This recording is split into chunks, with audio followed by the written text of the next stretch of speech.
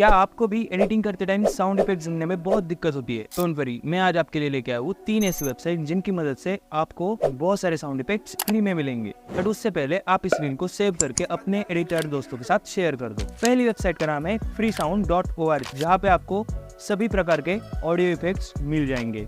दूसरी वेबसाइट का नाम है मिक्सकिट, जहाँ पे आपको बहुत सारे transition sound, whoosh, pop sound सब कुछ मिलेगा। थर्ड नंबर पे आता है pixabay.com, जहाँ पे आपको बहुत सारे टाइप के बैकग्राउंड म्यूजिक मिलेंगे।